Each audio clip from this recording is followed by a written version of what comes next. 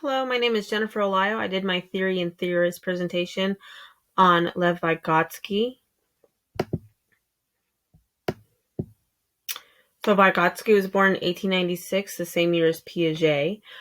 He graduated with a law degree, but demonstrated an interest in language and literature. He taught psychology. He had a cultural historical view of developmental psychology, and his theory was developed while working with children with disabilities. His theory was largely influenced by Marxism and the political climate of Russia at the time. His developmental theory was from a sociocultural perspective, and his idea was to observe children in context participating in some activity, believing that the activity was based in experience the child had in his sociocultural context. He viewed people as always being connected to their social context, and culture influences development. So the state and methodology. Sociocultural theorists such as Vygotsky observe children in motion. They view children in context participating in some activity as the smallest unit of study, and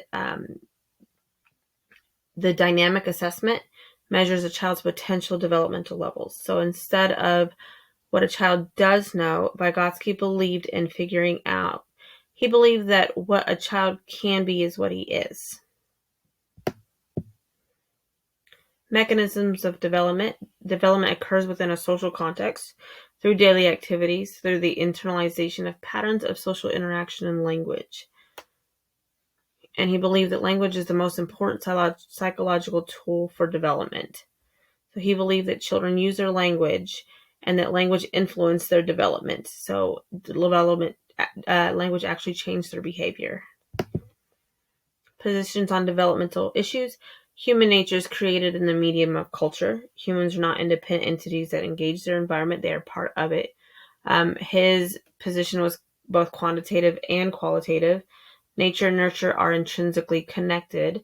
Goals, values, and motivation are inseparable from cognitive activity and thus follow a parallel developmental course.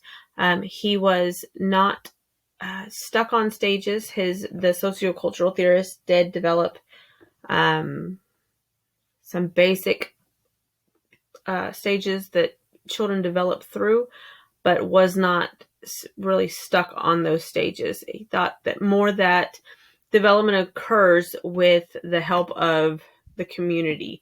Basically, that within the social context, children developed, and that with the help of adults or peers, they moved on to their next developmental next level of development or learned new skills within the context of the community. Applications. There were many applications for assessment and instruction. He thought that instruction should be based on the children's potential levels, their readiness to learn. It also has applications for differentiation. They believe that instruction should be tailored to individual students. Evaluations of the theory. Some of the strengths of the theory was attention to sociocultural context.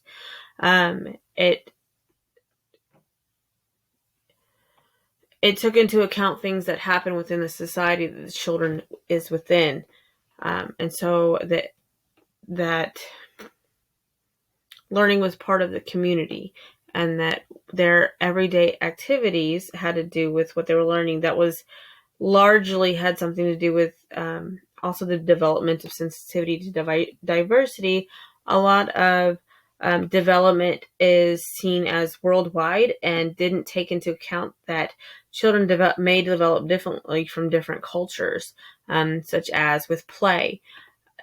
Children play differently in different cultures because of the importance that their society puts on it, and the importance of their parents and their home life, their opportunities for play. And so Vygotsky would have taken that into account as well, instead of just all children play develops in a uniform manner. And then the integration of learning and development.